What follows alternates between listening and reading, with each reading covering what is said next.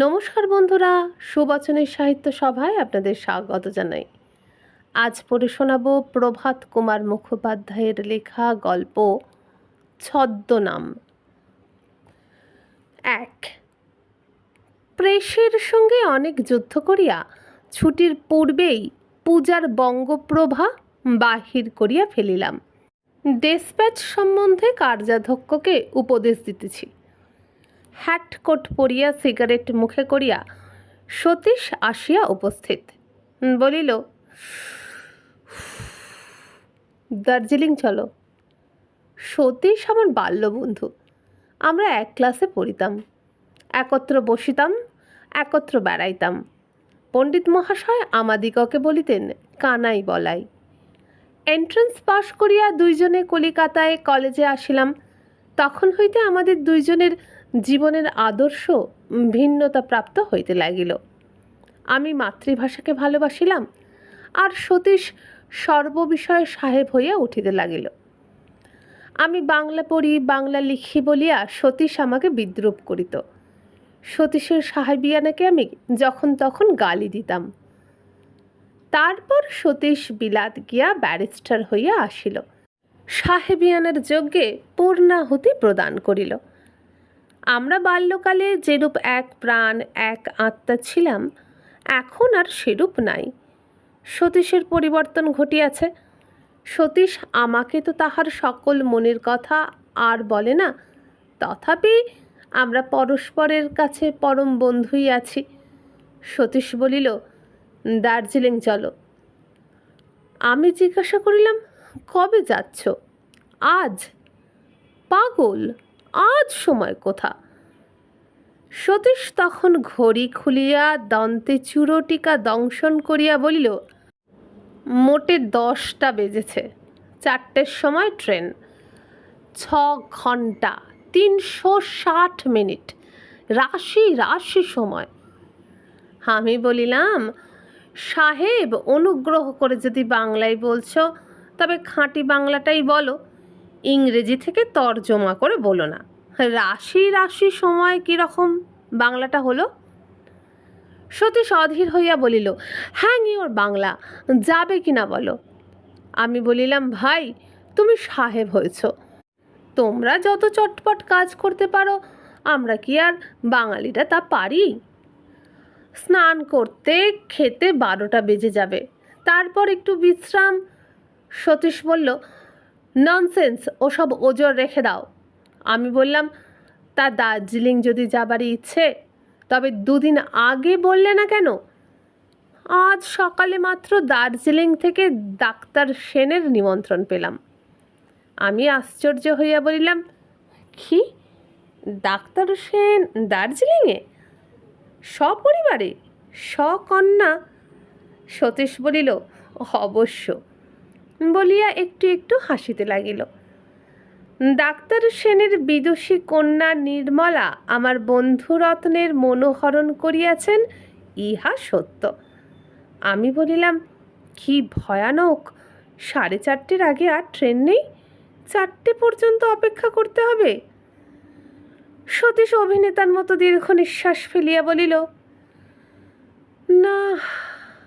আমি গান ধরিলাম, এমন কেমনে রব নাহেরে তাহারে রে, গনিয়ে নিমেষ পল দিন না ফুরায় রে। যদিও নিজে কখনো রমণীর প্রেমে পড়ি নাই, তথাপি ব্যাপারটা জানা আছে। সতীশকে একদিন দেরি করিতে বলাও যা, আর ব্যাঘ্রকে অহিংসা ধর্মে দীক্ষিত করার চেষ্টাও তাহাই। সুতরাং যাওয়াই স্থির করিলাম। জিনিসপত্র গুছাইয়া 4টার গাড়িতে দুইজনে রওনা হইলাম। 2। দার্জিলিং স্টেশনে গাড়ি থামিবার পূর্বেই কিছু দূর হইতে দেখা গেল ডাক্তার সেন পুত্র কন্যা লইয়া প্ল্যাটফর্মে দাঁড়াইয়া আছেন। বাঙালির মেয়েকে জুতো মোজা পরিয়া প্রকাশ্যভাবে প্ল্যাটফর্মে দাঁড়াইয়া থাকিতে দেখিয়া আমার পিত্ত জ্বলিয়া গেল। ব্রাহ্ম মহিলা এ জীবনে অনেক দেখিয়াছি, 2-1 জনের সঙ্গে পরিচয়ও আছে, তাই এইরূপ আঘাতটা লাগিল। আমি স্ত্রী শিক্ষার খুব পক্ষপাতী, কিন্তু স্ত্রী স্বাধীনতা জিনিসটা আচরণে ফুটিয়ে তোলাটা আমি কিছুতেই নতুনত্ব ভাবতে পারি না। তথাপি সতীশের ভাবি বধূ ভাবি শ্বশ্রু বলিয়াই নতুন করিয়া দুচক্ষে দেখিতে পারিলাম না। আমার কাগজে সম্প্রতি এ বিষয়ে একটা প্রবন্ধ লিখিয়াছে। ভবিষ্যতে আরও লিখিবার উপকরণ তখনই মাথার ভিতর গজাইতে লাগিল। খুব কড়া কড়া চোখা চোখা বাক্যাবলী মস্তিষ্কের ভিতরে শ্রেণীবদ্ধ হইতে লাগিল, কিন্তু অল্পক্ষণেই তাহাদের ছত্রভঙ্গ হইয়া পড়িতে হইল। গাড়ি হইতে নামিয়াই সতীশ আমাকে সকলের কাছে ইন্ট্রোডিউস করিয়া দিল। এইরূপ অবস্থায় কী করিতে হইবে তা না জানা থাকায় আমি বেকুপের মতো কেবলমাত্র হাস্যমুখে দাঁত বাহির করিয়া রহিলাম। সতীশটার লজ্জা সরম কিছুই নাই। নির্মলার ভাইকে লাগেজের সন্ধানে প্রেরণ করিয়া নির্মলার সঙ্গ জোঁকের মতো ধরিয়া রহিল। নির্মলা একটু পরেই আমার সমীপবর্তিনী হইয়া হাস্যমুখে আমায় বলিল, মন্মথবাবু, আমি আপনার কাগজের একজন নিয়মিত পাঠিকা। আরও যেন কি বলিতে যাইতেছিল, বলিল না। নির্মলার মা বলিলেন, পুজোর বঙ্গপ্রভা কবে বেরোবে মন্মথবাবু? আমি বলিলাম, পুজোর বঙ্গপ্রভা সে তো বেরিয়ে গেছে। মিসেস সেন কন্যার প্রতি চাহিয়া বলিলেন, পেয়েছিস? নির্মলা বলিল, কই না। আমি বলিলাম, না না, মাফ করবেন, এখনও আপনাদের পাবার সময় হয়নি। এই কাল মোটে বেরিয়েছে, বিস্তর গ্রাহক, মফস্বলে সব ডিসপ্যাচ একদিনে হয়ে ওঠেনি।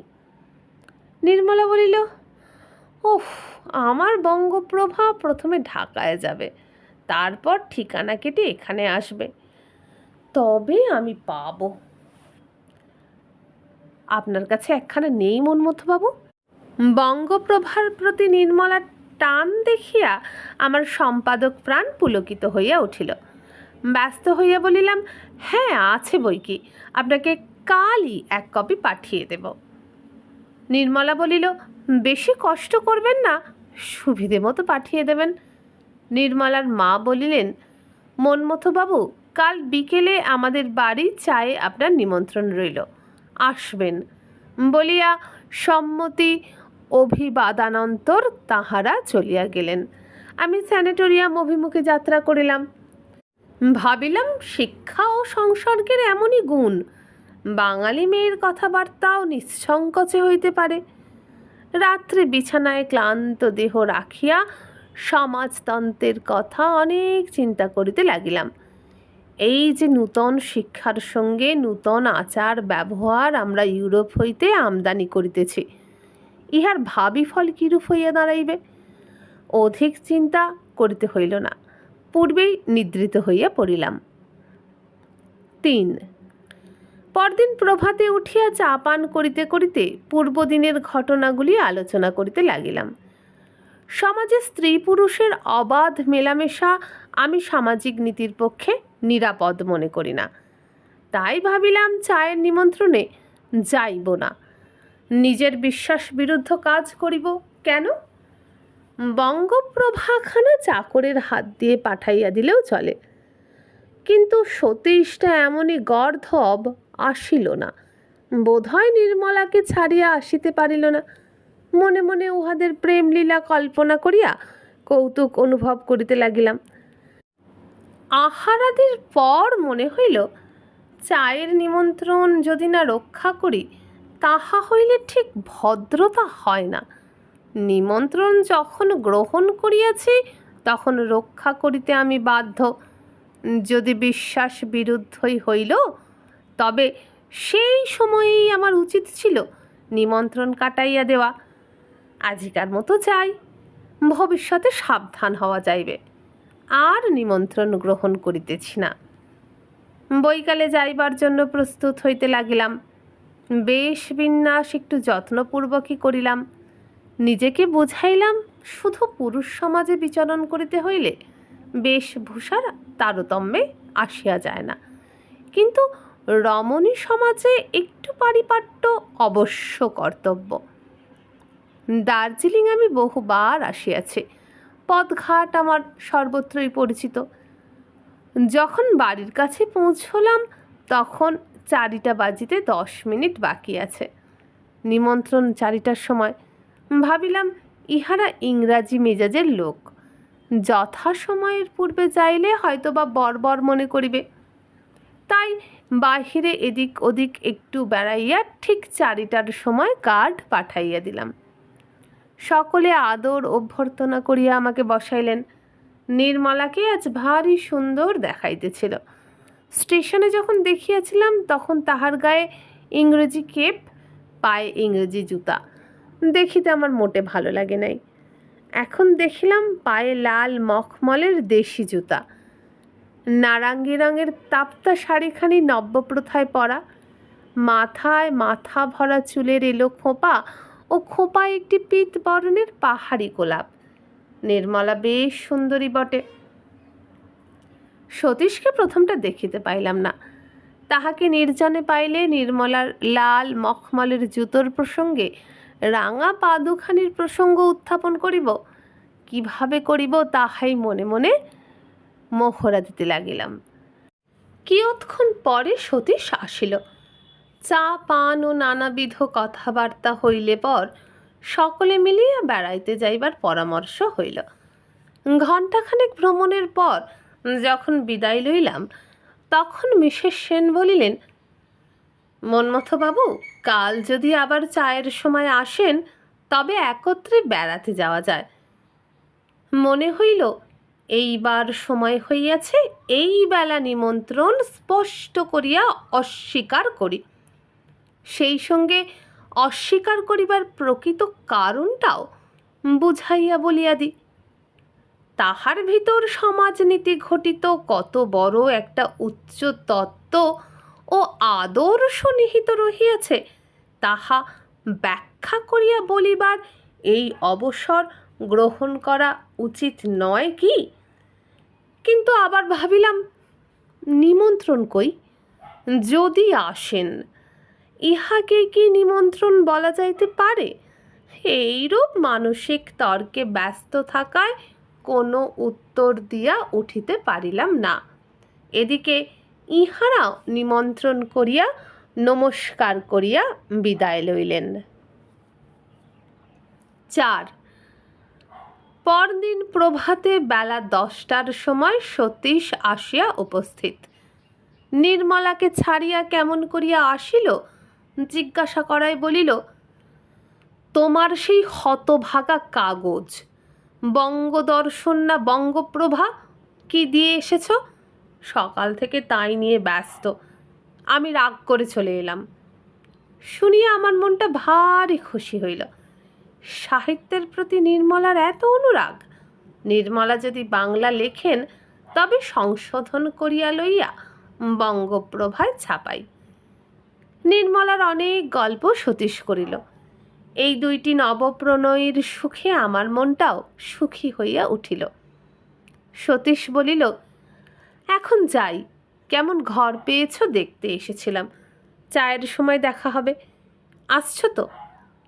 আমি বলিলাম, চায়ে আজ আর যাব না, মিসেস সেন তো আমাকে নিমন্ত্রণ করেননি। সতীশ বলিল, করেছেন বই কি, আমি নিজে শুনেছি। কোথা করেছেন? শুধু বলেছেন যদি আসেন। বিলক্ষণ, ওই তো নিমন্ত্রণ হলো। তবে কি তোমার দরজায় এসে গলায় বস্ত্র দিয়ে যথাশাস্ত্র নিমন্ত্রণ করে যেতে হবে নাকি? আচ্ছা, সে কেলে তো তুমি হে। আমি বলিলাম, বলো কি, কিন্তু আমি তো আজ যেতে পারছি নে, না গেলে কি ভয়ানক অভদ্রতা হবে? কি জানি তোমাদের সব বিলিতি এটিকেট ফেটিকেট, বলতে পারি নে ভাই। সতীশ অত্যন্ত গম্ভীর হইয়া বলিল, ভয়ানক অভদ্রতা হবে। শুনিয়া আমি নিজের প্রতি ভারী বিরক্ত হইয়া উঠিলাম।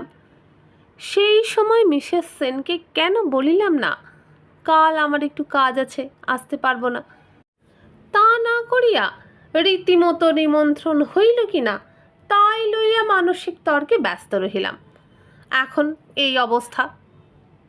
সতীশ হাসিয়া বলিল, না না, ভয়ানক অভদ্রতা হবে না, অত চিন্তিত হইও না। শুধু আবার দেখা হলে ক্ষমা প্রার্থনা করে নিলেই চলবে। কিন্তু আসবে না কেন? না না, এসো। প্রকৃত কারণ সতীশকে একা বলিতে ততদূর উৎসাহ হইল না। আমি বলিলাম, ওহে, আজ একটু বিশেষ। সতীশ বলিল, বিশেষ কার্য কাল হবে, আজ এসো তো, অন্তত আসতে চেষ্টা করো, বলিয়া সে অন্তর্ধান করিল। আমি মনে মনে প্রতিজ্ঞা করিলাম, যাই বলো যাই কও, আমি আর যাচ্ছি নে। কিন্তু সময় যত অগ্রসর হইতে লাগিল, বড় একা অনুভব করিতে লাগিলাম। পূজার বঙ্গপ্রভাখানা নির্মলার কেমন লাগিল জানিবার জন্য ঔৎসুক্য জন্মিল মনে, বিশেষত আমার স্বলিখিত সেই নারী জীবনের আদর্শ প্রবন্ধটা সম্বন্ধে। নির্মলার শ্রেণীর আজিকালিকার আলোকপ্রাপ্তা মহিলাদের জন্যই সেই প্রবন্ধটা লিখিয়াছে কিনা, সেই প্রবন্ধ পাঠ করিয়া নির্মলার মতামত কিরূপ হইবে তাহা জানা আবশ্যক। সুতরাং যাওয়াই স্থির হইল। 5 গিয়া দেখিলাম ড্রয়িং রুমে কেহ নাই। কিয়ৎক্ষণ বসিয়া আছি, নির্মলা আসিলেন। হাস্যমুখে নমস্কার করিয়া বলিলেন, কি সৌভাগ্য, আপনার আশা তো আমরা ছেড়েই দিয়েছিলাম। বাবা মা সতীশবাবু বাগান দেখতে গিয়েছেন। সতীশবাবু বললেন, আপনি আজকে আর আসবেন না, ভারী ব্যস্ত আছেন। কোনো নতুন লেখায় বুঝি? আমি বলিলাম, হ্যাঁ, না, এই একটু কাজ ছিল, তাই ভাবলাম। শুনতে কি ভালো লাগছে? শুনতে চান এরকমই আরও গল্প? তাহলে এই ভিডিওর নিচে যে বার আছে সেখানে ক্লিক করুন, খুলে যাবে চ্যানেলের হোমপেজে পাবেন প্লেলিস্ট। সেখানেই থরে থরে গল্প সাজিয়ে রেখেছি আপনার জন্য, সেগুলোও শুনুন এই গল্পটির সঙ্গে। নির্মলা বলিল, আচ্ছা, বঙ্গপ্রভায় রোজ ক ঘন্টা করে আপনার সময় যায়? আমার সমস্ত সময় প্রায় বঙ্গপ্রভায় যায়। আমি তো বঙ্গপ্রভা নিয়েই আছি। বেশ আছেন, আমারও ইচ্ছে করে আমিও ওই রকম সাহিত্য চর্চা নিয়ে দিন রাত থাকি। কিন্তু আপনার কাছে এ মত ব্যক্ত করা বোধহয় খুব দুঃসাহসের কার্য। কেন? আপনি নারী জীবনের আদর্শ সম্বন্ধে যেসব কথা লিখেছেন, আপনার মতে স্ত্রীলোকের প্রশস্ত কর্মক্ষেত্র গৃহ, নিজের প্রতি সম্পূর্ণ অমনোযোগী হয়ে পর সেবায় আত্মনিয়োগী যথার্থই নারী ধর্ম। আপনি তাহলে প্রবন্ধটা পড়েছেন? পড়েছি বই কি, সব পড়ে ফেলেছে। কাল রাত্রে বিছানায় শুয়ে পড়তে পড়তে ঘুমিয়ে পড়েছিলাম। ঘুম ভেঙে দেখি মোমবাতিটা শেষ অবধি পুড়ে দাউ দাউ করে জ্বলছে। ঘরে ভয়ানক আলো হয়েছে। দেখে প্রথমটা এমন ভয় করেছিল। আমি বললাম, ওহ, ভাগ্যে কিছু ঘটেনি, কিছু ধরে টরে যায়নি। স্মিত মুখে নির্মলা বলল, আপনার বঙ্গপ্রভা পড়তে গিয়ে যদি আমার মশারিতে আগুন ধরে যেত, আমি পুড়ে যেতাম, তবে এই দুর্ঘটনা কাগজে কাগজে ছাপা হলে আপনার বঙ্গপ্রভার খুব একচোট বিজ্ঞাপন হয়ে যেত। ইহার উত্তরে প্রথমটায় আমার কথা জোগাইল না। শুধু একটা উপমা মাথার ভিতর ঘুরিতে লাগিল। যে মোমবাতি জ্বলার কথা বলিতেছেন, এই সুশিক্ষিতা নারীটি তাহারই মতো কি কোমল, সরল, অথচ শিখার মতোই কি দীপ্তিময়ী। আমি একটু অর্থশূন্য হাসি হাসলাম। শেষে বলিলাম, বাংলা সাহিত্যে আপনার এত ভক্তি, বাংলা লেখেন না কেন? আমি লিখলে কে পড়বে? প্রথমত কে ছাপবে? আমার খুব সন্দেহ হইল নির্মলা গোপনে লিখিয়া থাকেন, কিন্তু স্পষ্ট জিজ্ঞাসা করিবার সাহস হইল না। সম্পাদকীয় প্রসঙ্গে ছোট গল্পের কথা উঠিল। আমি বলিলাম, প্রতি মাসে একটা করিয়া ছোট গল্প দেওয়ার যে রীতি হইয়াছে, তাহাতে সময়ে সময়ে ভালো গল্পাভাবে সম্পাদককে মুশকিলে পড়িতে হয়। নির্মলা বলিলেন, আমার একটি বন্ধু ছোট গল্প লেখেন, আপনার কাছে দেখাবো বলে একটা রেখেছি, আপনি দেখবেন? এ বিপদের সম্ভাবনা জানিলে ছোট গল্পের প্রসঙ্গই উত্থাপন করিতাম না। সম্পাদকীয়র ঘানি টানিতে টানিতে শিক্ষানবিশের অনেক গল্প আমাদিগকে পড়িতে হয়, কিন্তু 1 মাস আমি ছুটি লইয়া পাহাড়ে বেড়াইতে আসিয়াছি, তথাপি নিরুপায়। সুতরাং নির্মলাকে বলিলাম, তা দেবেন? দেখব, দেখে আপনার যথার্থ মতামত আমায় বলতে হবে। তা বলবো, আমার বন্ধু বলে কিছু ঢেকে বলবেন না। আপনার যদি যথার্থ মতই শোনবার জন্য ঔৎসুক হয়, তাহলে আমি যথার্থ মতই বলবো। নির্মলা তৎক্ষণাৎ উঠিয়া গেলেন। কয়েক মিনিট পরে রুলটানা ফুলস্ক্যাপ হাফ মার্জিনে সুন্দর সাবধান হস্তাক্ষরে লেখা লাল রেশমের কোণ গাঁথা একটি পাণ্ডুলিপি আনিয়া আমার হাতে দিলেন। প্রথম পৃষ্ঠায় চক্ষু রাখিয়া আমি বলিলাম, নতুন লেখক? নির্মলা বলিলেন, হ্যাঁ, কি করে জানলেন? নতুন লেখকরা প্রায়ই বেশ ধরে ধরে যত্ন করে পাণ্ডুলিপি লিখে থাকেন। পুরনো লেখকদের হস্তাক্ষর প্রায় অস্পষ্ট হয়। এই কথা বলিয়া সম্পাদকীয় অভ্যাসবশত শেষ পৃষ্ঠা উল্টাইয়া নাম খুঁজিলাম, নাম নাই। শেষ পৃষ্ঠায় চোখ বোলাইয়া দেখিলাম নায়ক বা নায়িকা বিষ পান করিয়াছে কিনা। নূতন লেখকের নায়ক নায়িকা শেষটায় প্রায় বাঁচে না, কিন্তু দেখিলাম নায়ক নায়িকা বাঁচিয়াই আছে। অনেকটা ভরসা হইল। সন্দেহ হইল এ লেখা হয়তোবা নির্মলার নিজেরই। অনেক লাজুক লেখক প্রথম প্রথম অন্যকে নিজের লেখা দেখাইবার সময় বন্ধুর লেখা বলিয়া থাকেন। নির্মলাকে বলিলাম, আজ আমি বাসায় গিয়ে এ লেখা পড়ব, কাল এসে আপনাকে মতামত বলবো। লেখা নির্মলার হওয়ারই বিশেষ সম্ভাবনা। মতামত কিরূপে ভাষায় প্রকাশ করিব তাহা আগে হইতেই জানা আছে। বন্ধুত্বের স্থলে নূতন লেখকের লেখার সমালোচনা শত সহস্রবার করিতে হইয়াছে। বাঁধা গত আছে, সেইগুলি গুছাইয়া বলা মাত্র। যেমন স্থানে স্থানে বেশ মনোগ্রাহী, চর্চা রাখিলে ক্রমে একজন ভালো লেখক হইতে পারেন, ইত্যাদি ইত্যাদি। ক্রমে সকলে ফিরিয়া আসিলেন। চা পানাদির বর বাড়িতে বসিয়াই গল্প চলিল।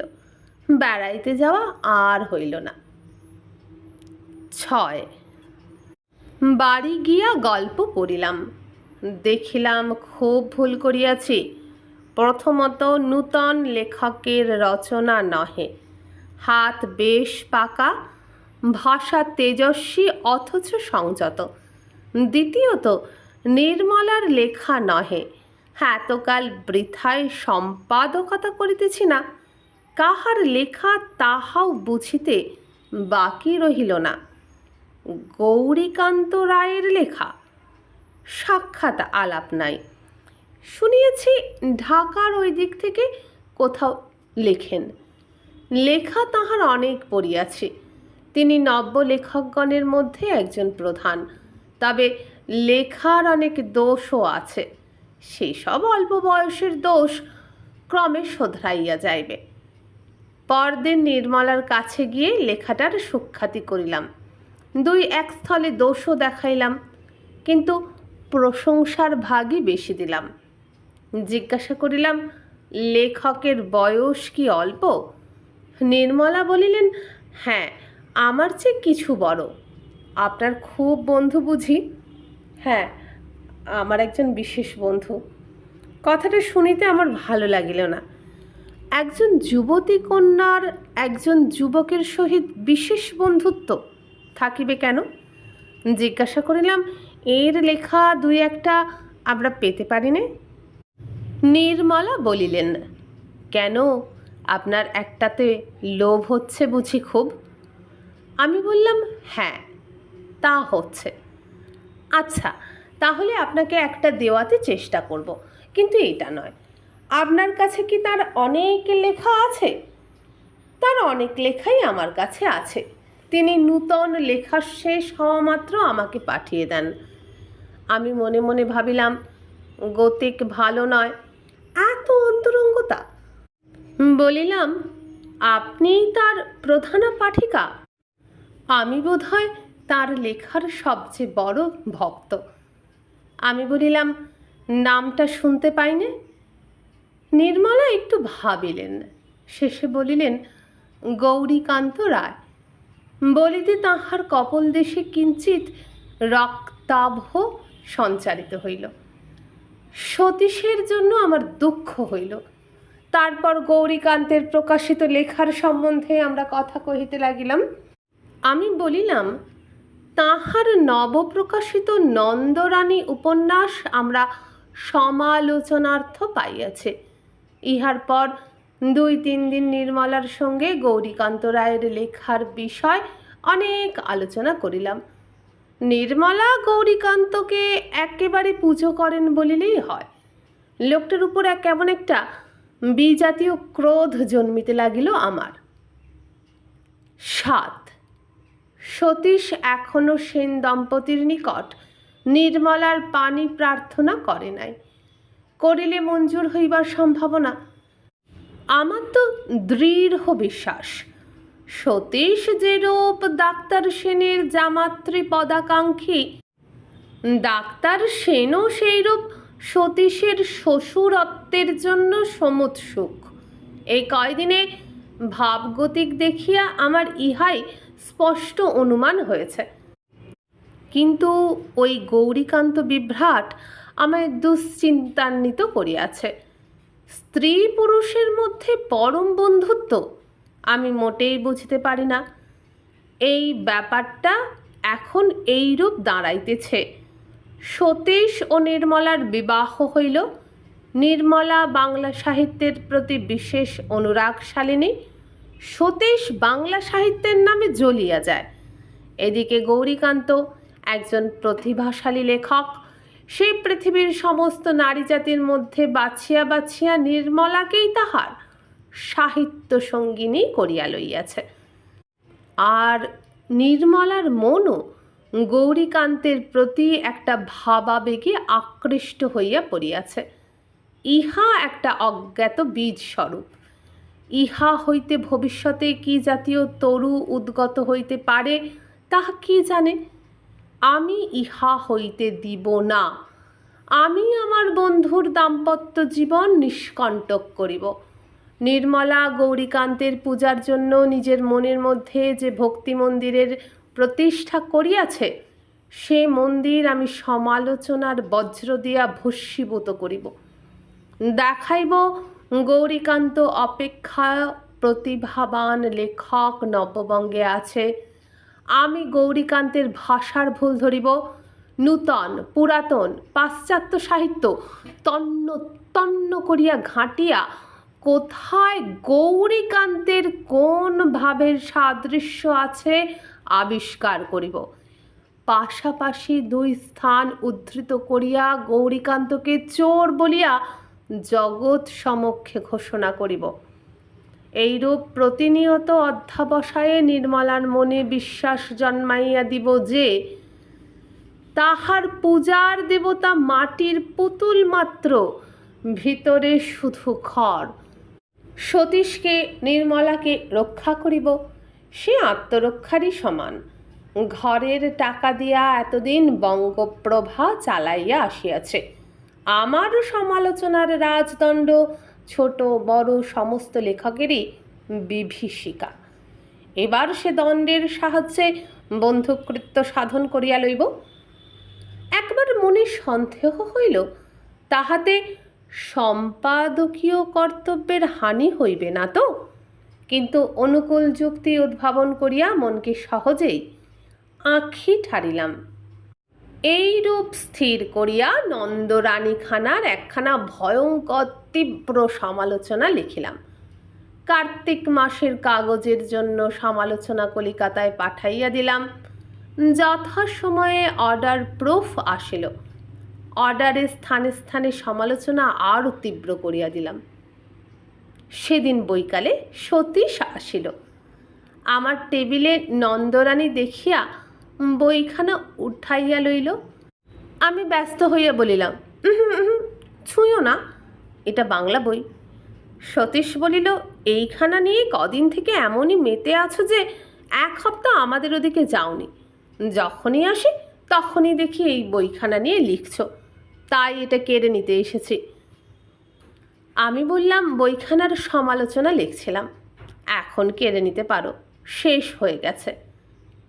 সমালোচনা শেষ হয়ে গেছে? হ্যাঁ, এই কতক্ষণ অর্ডার প্রুফ ডাকে দিয়েছে। সতীশ বাংলা সাহিত্যের খবর লইতেছে। নন্দরানীর সমালোচনার সঙ্গে তাহার জীবনের গোপন কথার যোগ রইয়াছে। আমি অত্যন্ত বিস্মিত হইয়া বলিলাম, নন্দরানীর সমালোচনা? নন্দরানীর সমালোচনার সঙ্গে তোমার জীবনের গোপন কথার যোগ কোথায়? বিশেষ যোগ আছে। আমি গৌরীকান্ত রায়। আমি আকাশ হইতে পড়িলাম, বলিলাম, তুমি? আমি, দেখছ না? সতী শব্দের অর্থ গৌরী, আর ঈশ শব্দের অর্থ কান্ত, তার মানে হলো গৌরীকান্ত। আমি বলিলাম, তুমি? বলিবার সঙ্গে সঙ্গেই চাকরকে ডাকিবার ঘণ্টাটা বাজাইয়া দিলাম। চাকর আসিলে টেলিগ্রাম করিবার কাগজ আনিতে বলিয়া দিলাম। সতীশ বলিল, বিলাতে থাকিতে ব্রিটিশ মিউজিয়ামে বসিয়া সমস্ত ভালো বাংলা বই মনোযোগের সহিত সে পাঠ করিয়াছিল, পরে লেখা অভ্যাস করিয়াছে।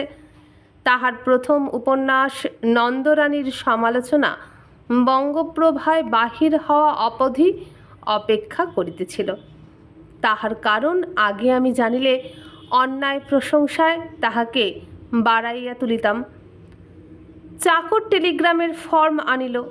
ম্যানেজারকে সংবাদ পাঠাইলাম, নন্দরানী সমালোচনার অর্ডার প্রুফ ডাকে দিয়াছি, কিন্তু উহা যেন ছাপা না হয়, তাহার স্থানে অন্য একটা প্রবন্ধ দিতে বলিয়া দিলাম।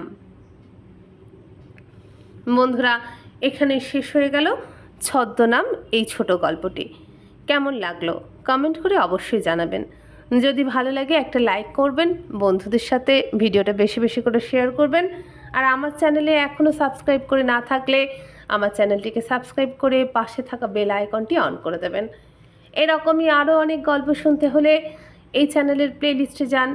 এই ভিডিওর নিচে যে বার আছে সেখানে ক্লিক করুন, খুলে যাবে চ্যানেলের হোমপেজে গেলে পাবেন প্লেলিস্ট, সেখানেই পাবেন আমার আপলোড করা সমস্ত গল্প। তাহলে আজকের মতো বিদায় নিই, নমস্কার।